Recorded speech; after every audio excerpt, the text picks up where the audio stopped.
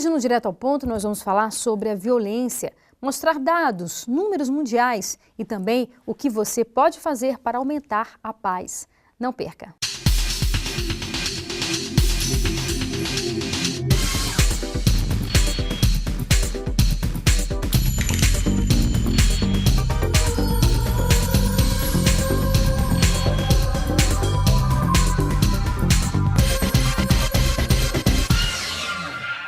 E para conversar com a gente sobre este assunto, nós convidamos o sociólogo da Universidade de Brasília, Antônio Flávio Testa, e o presidente da Associação Jurídico Espírita do Distrito Federal, Edmar Jorge.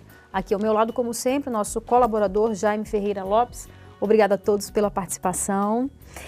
Professor, eu gostaria de iniciar esse nosso programa perguntando para o senhor o seguinte: existe uma percepção da sociedade que a violência vem aumentando. Pelo menos essa percepção. Eu gostaria de saber do senhor se isso realmente é uma percepção, até porque a gente percebe que os noticiários, né, os programas voltados a divulgar a violência, jornalísticos mesmo, vem aumentando e talvez por isso a percepção, ou seja, a pergunta é uma percepção ou de fato, estatisticamente, a violência vem aumentando? A violência vem aumentando sim. Estatisticamente, os números comprovam um crescimento significativo, mas em algumas práticas. A coisa é muito cíclica. Então, tem determinadas práticas criminosas que diminuem, mas, em compensação, outras aumentam. Isso que a gente estuda na chamada geografia do crime. É muito difícil você fazer o combate integrado de todas as práticas criminosas. E ainda tem o problema da prevenção, que é mais complicado ainda porque ele vai cair no problema central das pessoas, que é a relação entre homens e mulheres, o problema familiar. Essa percepção ela é verdadeira, né? E ainda há a contribuição muito forte da mídia. Sim. Né? Você vê, como você mesma colocou, o crescimento de programas que cobrem a violência, as primeiras páginas de jornais, as revistas semanais, então dão uma ênfase muito grande a esse tipo de fenômeno. E ainda tem a questão de que a humanidade está crescendo. É verdade. Mais pessoas no planeta Terra e vivendo uma situação de muito conflito em vários países e situações muito indefinidas que leva a essa sensação de insegurança, essa percepção a crescer. Sem dúvida nenhuma, a televisão, né, a mídia, de uma forma geral, colabora porque a gente pega, né, há anos, há séculos, há milênios, barbáries, né, quer dizer, o ser humano ele sempre teve essa violência implícita dele, né, Edmar? É verdade, o que está relacionado a essa percepção é o nível de consciência.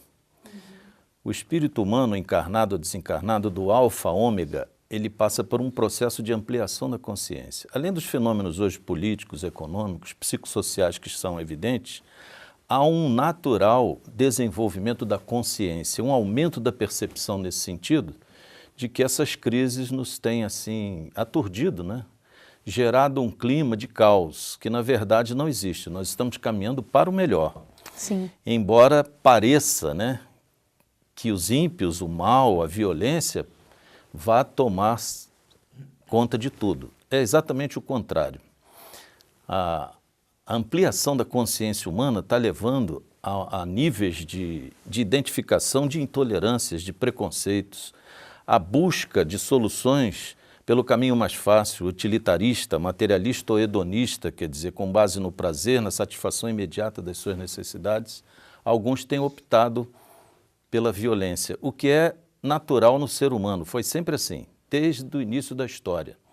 A questão é que a consciência da reação ou da ação é que modifica os níveis de atuação nessas relações que não são nunca acráticas. A relação intersubjetiva não é destituída de poder nunca. Então, alguém estará influenciando e submetendo alguém sempre e sempre. Então, as opções pela forma de cooperar, competir ou dominar é que se distinguem ao longo do tempo. Na verdade, as nossas instituições hoje são muitíssimo melhores do que tivemos há muitos séculos atrás e a tendência é melhorar. Agora, é muito bom que se perceba que a violência está aumentando, que o preconceito existe, que a intolerância é a regra, para que nós trabalhemos no sentido de reduzir esses empeços, esses obstáculos à felicidade humana. Eu queria voltar com o professor Antônio Testa. A gente tem visto agora, né, ultimamente, essas esses momentos dramáticos nos Estados Unidos, né? Sim. De pessoas que são assassinadas assim Em massa, em né? massa, Grande número de assassinatos. como recentemente ocorreu, e dá a impressão que lá é uma violência muito maior e há uma consternação até internacional em relação a isso. Comparativamente, isso que acontece lá e no Brasil, quer dizer, essa coisa que não aparece dessa forma, como é que o senhor avalia? Quer dizer, será que aqui a violência lá é maior do que a nossa? Não creio que seja maior do que a nossa, mas é diferente. O que chama muita atenção numa tragédia como aquela, que é reincidente nos Estados Unidos, eventualmente está acontecendo, é que se torna uma notícia mundial.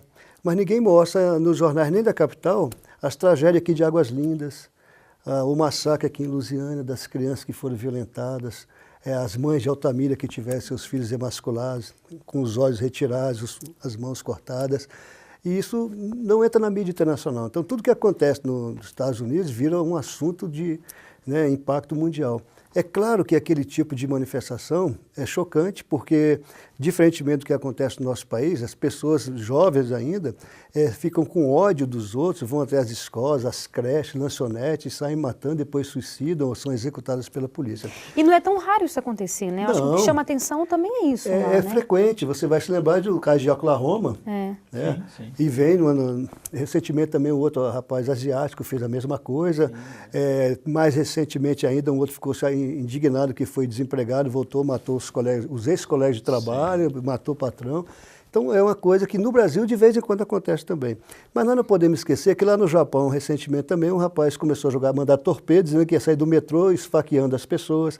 Outro fanático colocou gás sarin dentro do metrô, num país com aquela superpopulação como o Japão. Ou seja, tudo isso aí acontece permanentemente. Mas, em alguns casos, como esse especificamente nos Estados Unidos, a mídia internacional dá um espaço muito maior. E no caso do Brasil, como aqui é meio que mitigada essas informações, quer dizer, elas não vêm com esse impacto, a população às vezes tem até uma certa sensação de que a violência lá fora é maior do que a nossa, quando na verdade até talvez é muito maior. Né? É possível. É o contrário, segundo dados do Ministério da Saúde, em comparação aos Estados Unidos, no Brasil se morre mais por arma de fogo do que lá. Claro. E lá tem 3 vezes e meia mais armas do que no Brasil. Na Suíça, no Canadá, tem muito mais armas do que no Brasil. Sim. Isso é visível. O problema aí são sistemas de controle, né? A manifestação criminosa, a banalização da vida do outro no Brasil é muito maior do que nos outros países. O Brasil é refém do crime organizado agora de uma forma muito mais contundente do que ele foi anteriormente. E tudo isso leva a esse tipo de reorganização da sociedade que no nosso país fica visível como uma sensação de insegurança, de pânico. E há sempre aquela terceirização da responsabilidade. As pessoas se recusam a discutir as causas da violência no nosso país, assim como nos Estados Unidos. O próprio presidente Obama deu uma entrevista dizendo que foi constituída uma comissão de políticos para, em 30 dias, dizer quais as leis que vão ser implementadas para coibir a venda de armas, como se ele tivesse poder nos Estados Unidos de controlar a indústria que mais destruição causa no planeta Terra, que é a indústria bélica. Então, nem esse presidente, que é tão importante e poderoso, vai conseguir diminuir isso. Mas é um bom debate também, né? Entre eles até. Não tenha dúvida. Então, beleza. A gente vai fazer um breve intervalo agora, volta daqui a pouco, não saia daí.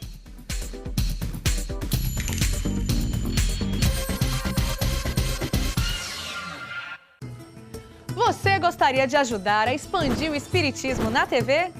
Então aí vai a dica. Você se torna sócio do Clube Amigos do Espiritismo e ajuda a levar a mensagem espírita a muito mais corações. Além de contribuir com este grande desafio, você ainda ganha brindes exclusivos. Uma revista que vira pôster e 2 DVDs todo mês na sua casa, com documentários, animações e videoaulas. Então, o que você está esperando? Acesse www.amigosdoespiritismo.com.br, faça seu cadastro e participe!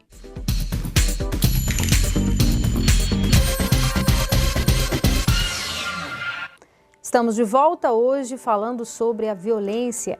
E aí, professor, gostaria de abordar uma questão com o senhor. A maioria desses casos de violência que a gente percebe, violência contra a mulher, contra a criança, violência no trânsito, enfim, a gente pode dizer ou associar ao uso da droga lícita ou ilícita, incluindo, obviamente, o álcool aí também? Sim, direto ou indiretamente, quase todas as práticas de violência têm um estimulante. Então, o mais visível é o álcool, evidentemente, né? E o Brasil vem tornando cada vez mais rigorosa as políticas de controle dos excessos. Mas se nós fizermos uma leitura histórica da humanidade, as drogas sempre tiveram uma importância muito grande em rituais, até de transcendência entre tribos, em grupos que são chamados primitivos, mas que não tinham realmente muita coisa de primitiva entre eles. O que acontece é que o consumo excessivo e as drogas mais contemporâneas são extremamente nocivas para a saúde. As próprias pesquisas que a medicina tem divulgado têm mostrado isso.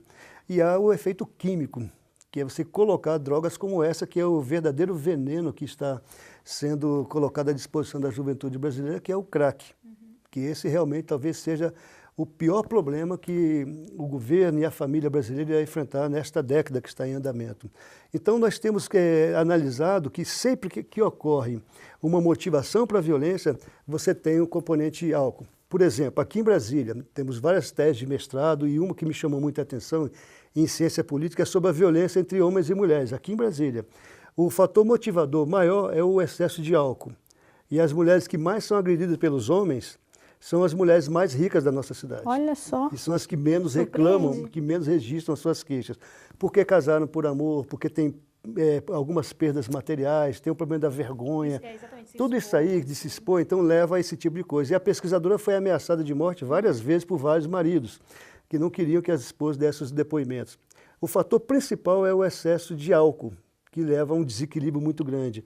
Então, é muito complicado hoje você fazer um sistema de controle que muda esse hábito culturalmente.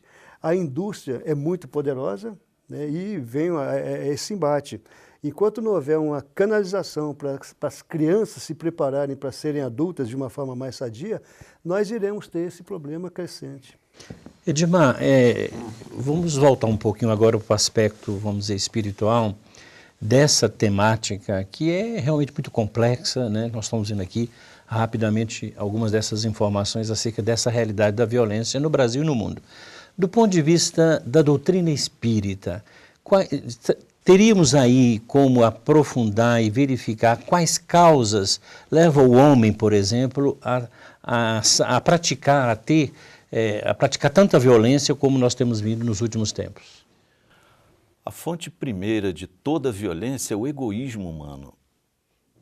O orgulho e o egoísmo são as duas principais fontes da violência. Emmanuel, em Pensamento e Vida, descreve o princípio reitor de todo o universo, que é o da interdependência e da repercussão.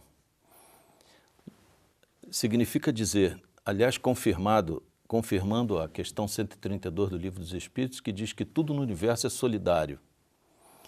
Recentemente confirmado pela física quântica através dos princípios da causação descendente e causação ascendente, da interconectividade. Então, quando duas almas, duas pessoas ou dois espíritos se defrontam, isso é um ato natural, as suas diferenças entrarão em cena. A partir daí ele tem três opções. A cooperação, quando ambos satisfazem a sua necessidade, real ou imaginária. A competição, que é a fronteira ética de como disputar a satisfação do seu interesse, e o conflito. A humanidade tem optado pelo conflito como regra de solução dos seus interesses, de satisfação dos seus interesses. A doutrina espírita diz que fora da noção da espiritualidade não há saída. Exatamente porque é o espírito a fonte deflagradora das opções. As escolhas são feitas num plano mais profundo, quer dizer, nós estamos diante de uma crise ética. E essa crise ética, segundo o Livro dos Espíritos, tem bases sólidas, muitíssimo sólidas, que a ninguém engana. A consciência humana repousa na possibilidade de desejar aquilo que desejamos para nós e não querer aquilo que para nós seria desconfortável. Na regra áurea, Amar a Deus sobre todas as coisas, a experiência mística, que só se confirma com a experiência ética, e o próximo como a si mesmo, segundo o pensamento de Huberto Roden.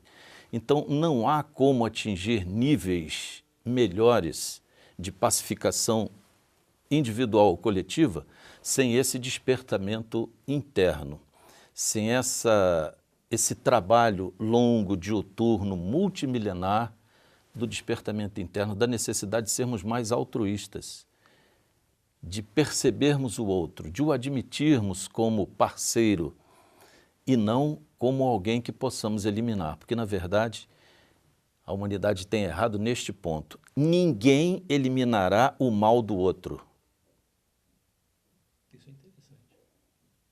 Porque cada um terá sempre a sua opção ao longo de toda a sua trajetória. Então é um engano, desde as penitenciárias, querer tirar o mal do outro com fórmulas, com restrições, com torturas. A violência, em muitos casos, é institucional, ou seja, ela começa na própria regência da coletividade. Então é preciso remover este componente egoístico ou egóico que faz parte da natureza humana, mas pode ser educado. Essa é uma questão que eu acho a leitura do Dr. Edmar muito interessante, profunda, mas do ponto de vista sociológico e gerencial, isso tem se revelado uma utopia, né? Realmente é impossível retirar o mal do outro, até porque o mal está dentro de cada um. Se nós olharmos assim, do ponto de vista do etnocentrismo, você vê sempre o outro como diferente, mas pior do que você, está ligado ao colonialismo, antes com a escravidão humana, o colonialismo, e agora com esse imperialismo virtual que nós temos, que é de transformar as pessoas em consumidores compulsivos de produtos obsoletos, essa coisa toda aí. E a violência, ela é colocada como uma estratégia de dominação, realmente, de poder. O problema maior do egoísmo humano está exatamente no poder. E você precisa hoje de consumidores, de pessoas que vão transferir riqueza para as grandes empresas e de uma forma que você passa a pertencer a um imenso contingente de consumidores sem poder de opção. Você fica sendo obrigado a escolher isso. Basta nós analisarmos a quantidade de pessoas no planeta Terra hoje, são 7 bilhões de pessoas. Dentro de 20 anos, as estimativas demográficas dizem que nós teremos no planeta Terra 9 bilhões de pessoas. Só que apenas 1 bilhão de pessoas vive como nós vivemos, com essas condições de vida. Pelo menos 3 bilhões e meio da humanidade vive com menos de $3 por dia. O índice de miséria é muito grande. No Brasil é considerado miserável hoje quem tem uma renda mensal de R$70. São 16 milhões e 200 mil pessoas. Então veja, quando nós analisamos o jogo do poder, do egoísmo, da subjugação de um sobre o outro, de impor a minha vontade sobre o outro, é um jogo que leva a um conflito, mas um conflito velado. Mas o colega não concordaria conosco que a utopia ela é válida, Sim, enquanto promove a capacidade, sem dúvida, ou o anseio de sonhar. Nós estamos perdendo a capacidade de sonhar. Sem dúvida. Nós estamos desistindo de viver. Nós estamos perdendo a capacidade de nos indignar. É a utopia que nos leva a dimensões não percebidas objetivamente. Então, a capacidade de sonhar nesse sentido nos faz retornar ao espírito, porque é ele, o agente, o autor e o fanal desse atingimento. Quer dizer, ele é o alfa e o ômega, é o zênite e o nadir. É no espírito que se deve atacar o problema e não fora. Me parece assim. É verdade. À medida que sonhamos sozinhos, nós estamos desenvolvendo o egoísmo. Quando sonhamos juntos, segundo Cervantes, o sonho começa a se tornar realidade. Concordo. Que esse sonho coletivo aqui comece a produzir esses frutos que todos ansiamos, que é gerar um ambiente melhor para nós. Eu concordo totalmente com a sua leitura, doutor Edmar. Só que eu vejo com um olhar muito mais de analista político e sociológico. O mundo caminha para um grande confronto entre as visões cristãs, muçulmana e outras visões bastante ideológicas, não no sentido da evolução humana, mas de mercado, de poder, de controle. O colega concorda com o confronto das civilizações, Samuel Huntington? Sim, acho que num determinado momento nós já estamos vivendo esse confronto, né? Na Europa a gente vê o pânico que eles têm da invasão dos muçulmanos, acreditando naquela visão. Aqui nós temos a África sendo colonizada pelos chineses. Esse é só você olhar. Muito interessante, né? do seu ponto de vista. O Brasil, né, aí a doutrina espírita tem um ensinamento muito grande para dizer isso, é considerado um dos países, uma das nações mais flexíveis, porque convive com o outro por conta da nossa descendência portuguesa, do modelo de colonização português, tudo bem. Só que no Brasil a desigualdade social foi estruturada de uma forma a impedir que as pessoas crescessem. Só muito recentemente é que descobriram o mercado brasileiro, ou seja, todo mundo deve ter as mesmas oportunidades. Acontece que nem todos conseguem aproveitar essas mesmas oportunidades. E aí que eu acho que o senhor tem total razão, a ideia de focar no espírito, focar numa educação que transcenda e não dessa educação que leva à mediocrização. Educação é a palavra, né? Educação. Isso nós não estamos conseguindo. E o mundo caminha, de fato, para um impasse. Aí esse impasse para a gente poder reduzir assim, nós temos duas guerras em andamento, né? Essa guerra do mundo ocidental com o mundo oriental, a guerra dos muçulmanos, com todos eles em nome de Deus.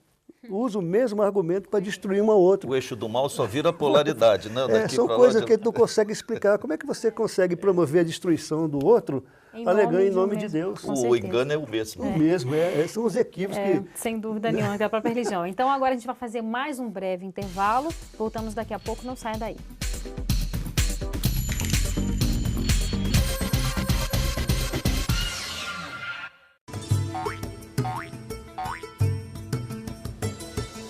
Os números anteriores do Clube Amigos do Espiritismo estão disponíveis no nosso site.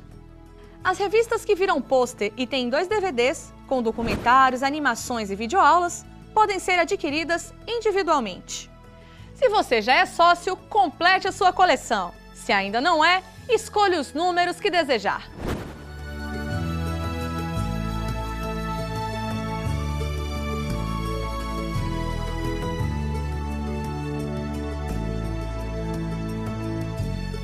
Acesse www.amigosdoespiritismo.com.br e clique em números anteriores. Clube Amigos do Espiritismo. Participe!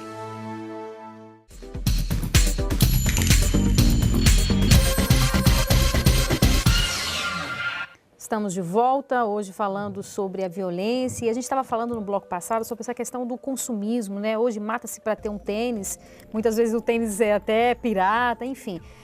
Professor, a gente olhando de uma forma sociológica mesmo, de que forma a sociedade pode contribuir para diminuir a violência?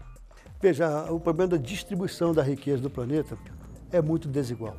Então nós temos aí 1 bilhão de pessoas que dividem quase todo o espólio mundial de uma forma extremamente desigual. Só para você ter uma ideia, no Brasil, quem tem uma renda superior a R$ 2.800 mensais é considerado rico, está no topo da pirâmide. É mesmo? Agora, estudos do IPEA mostram isso. Desde quando no Brasil começou a se discutir um fundo de combate à pobreza, que era de dar a cada pobre no Brasil R$ 4,00 por ano, para ver se melhorava, criar aquela ideia de incluir no mercado de consumo. O consumo é necessário, legítimo e é um direito que as pessoas têm. Agora, o consumismo já é uma distorção, já é um transtorno. E ainda há uma quantidade imensa de pessoas que não têm nada e que quer conquistar, à custa de qualquer esforço, né, às vezes ilegal, ilícito, um patrimônio, um bem, para poder ter uma aceitação social. E esse é um dos problemas mais sérios que nós temos no planeta Terra. Então, as perguntas que são feitas hoje vamos supor que todos os chineses e os indianos resolvam adotar hábitos ocidentais, por exemplo, de escovar os dentes 3 vezes por dia. Em quanto tempo nós teremos o planeta suportando esse novo padrão de consumo? Usar papel higiênico como nós ocidentais usamos. Quanto tempo durarão as florestas? São essas questões estratégicas que são colocadas e discutidas. Quanto vai custar o ar puro? A água potável já é mais cara que a gasolina. Então você pode ver, em hotéis brasileiros você paga numa garrafinha de 200 ml, R$ 6, R$ 7. Né? Quem é que pode pagar isso? Então nós temos um problema muito sério que é da equidade, que é de dar às pessoas que têm necessidades diferenciadas, condições diferenciadas de sobreviver, mas com dignidade. E aí vem aquilo que o doutor Edmar colocou, o problema da ética. O que é dar às pessoas que precisam de uma determinada coisa aquilo que elas têm que ter? É aquela utopia antiga do Marx, do jovem Marx, né, quando ele criava a ideia do socialismo utópico, de criar um mundo maravilhoso, em que cada um teria de acordo com a sua capacidade e de acordo com as suas necessidades. Essa utopia não se realizou, porque a distribuição é muito desigual e cada vez mais o egoísmo, aí não é só humano não, é egoísmo sistêmico de empresas, de oligopólios, de estruturas de poder que não deixam as pessoas participar desse processo. Ô Edmar, só para trazer um pouco, nós já estamos no final do programa, mas trazer um pouco essa dimensão espiritual também, E no movimento espírita, no meio espírita, se fala muito da transição planetária, do processo, que nós estamos num processo já de regeneração. Como que você, dentro dessa discussão que estamos fazendo aqui, como é que você traz essa luz para essa temática? Eu convido os amigos a refletir sobre a passagem no mundo maior de Calderaro a André Luiz.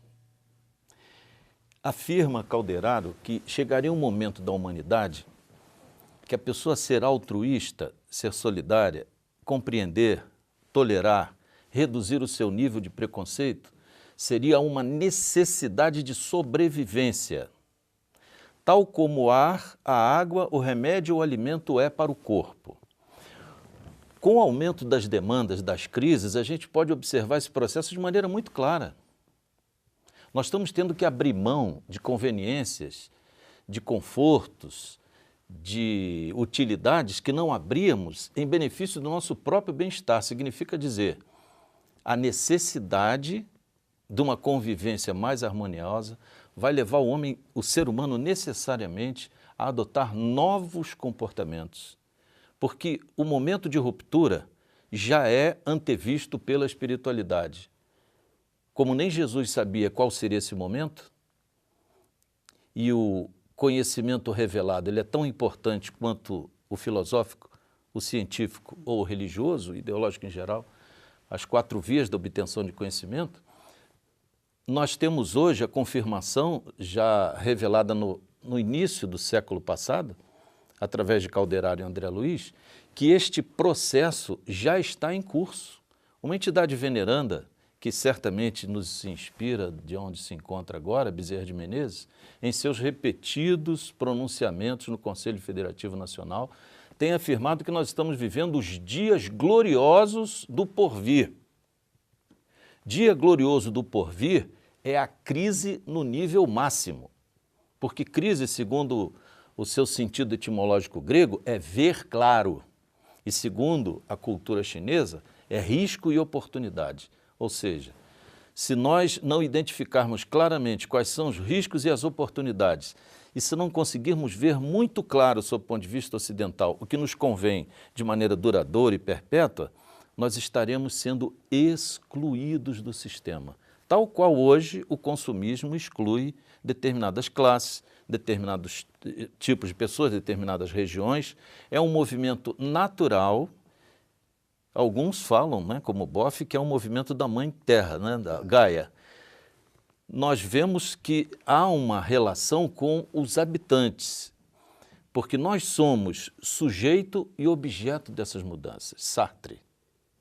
E chega um ponto desse dilema existencial que você só tem uma saída: ser solidário, ser altruísta, porque não sobreviverá em outras condições. E nessa dimensão de ser solidário, ser altruísta, é que, do ponto de vista da doutrina espírita, se afirma que nós estamos passando no planeta de um estágio evolutivo de provas e expiações para o mundo mais regenerado. Bezerra de Menezes tem afirmado isso de 2008 para cá, desde a primeira manifestação dele na Califórnia, que nós já estamos vivendo os dias do glorioso porvir. O glorioso porvir são exatamente os primeiros dias do mundo de regeneração.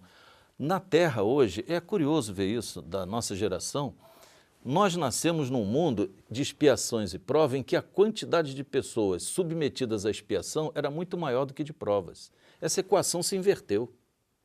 Hoje, nós já estamos saindo de uma quantidade muito maior de provas e um número reduzido de expiação, passando para um outro nível que é o de regeneração. Quando o despertar da consciência individual ou coletiva começa a propor novas saídas, novas fórmulas, novas instituições, novos caminhos. Isso ia complementar? Eu acho interessante isso que o Dr. Edmar colocou, quando a gente analisa, por exemplo, as tragédias recentes do Japão.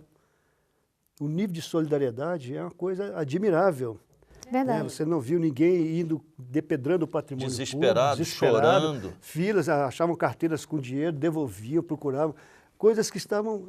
aquele é uma nação que já sofreu uma quantidade imensa de... desde a Segunda Guerra Mundial, com 2 bombas atômicas. Mas essa notícia não se repete na televisão. Não, exatamente. Mas o Japão, ele 2 tsunamis, se recuperou, mostrou um nível impressionante de solidariedade. Eu tenho notícias de pessoas que vão comprar comida e tal. O japonês fala assim, não, estou preparando essa alimentação aqui para outro comer, porque daqui eu vou também comer alguma coisa que alguém preparou para mim. Então eu tenho um cuidado, né, de que a minha obra vai ser bem aproveitada por você. Nós precisamos consumir menos violência, professor? Sem dúvida alguma, mas sem querer ser pessimista nem nada, seria muito bom. Eu sempre pergunto isso, por que a mídia dá tanto espaço? Não é? Será que não tem ninguém fazendo coisas boas, sendo felizes, alegres e tal? E só dão notícias ruins, só notícias ruins, todos os dias. Você liga o jornal, você liga o rádio, às vezes eu desligo. No final da tarde, eu gosto muito de ouvir o rádio, começa aquele giro pelo Brasil e é só notícia de homicídio, assalto. Tem um companheiro espírita, viu, professor? Tem um companheiro espírita nosso aqui no Brasil que criou uma agência da boa notícia. Mas seria ótimo, não é? Eu acho que isso aí seria fundamental. Mas, na verdade, nós é que somos a ponta do sistema. Quando nós deixarmos de consumir isso, essas empresas deixarão de divulgar. De divulgar isso, com certeza. E aí que está o problema que nós colocamos no início. É o indivíduo que pode mudar isso. Então, essa coisa do indivíduo e a sociedade, o indivíduo é que tem poder para fazer isso. Só que ele tem que pensar coletivamente. Mudança interior. Essa coisa da consciência. Dias melhores virão. Sem dúvida. Já estão existindo, já estão em curso. Obrigada a todos pela participação. Obrigada a você pela companhia e até a próxima.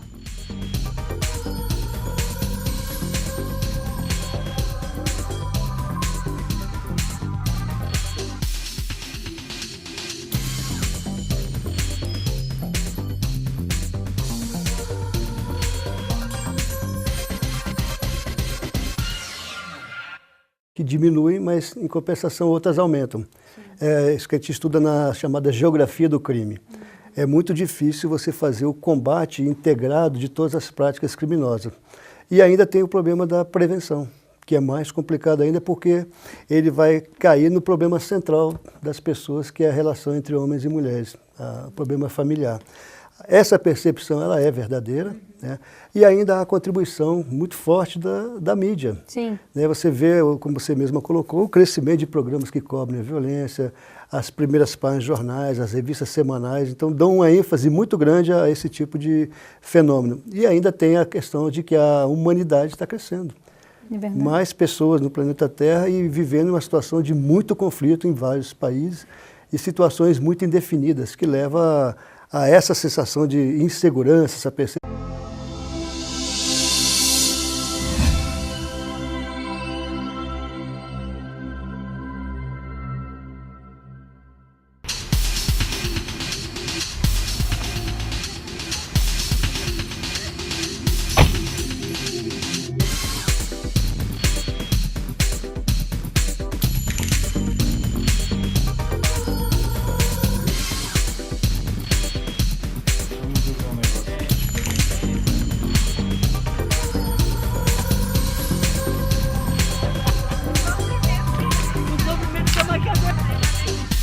Ainda bem que tem o carro da minha irmã.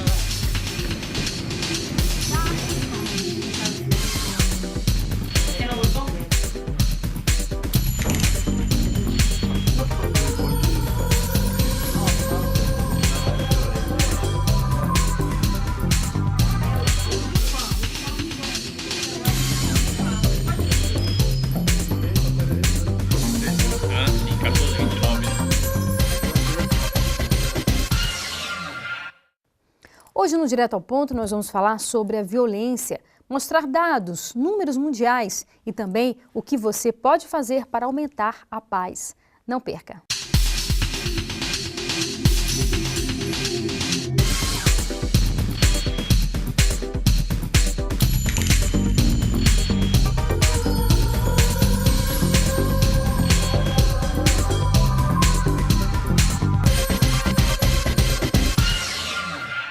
E para conversar com a gente sobre este assunto, nós convidamos o sociólogo da Universidade de Brasília, Antônio Flávio Testa. A percepção é crescer.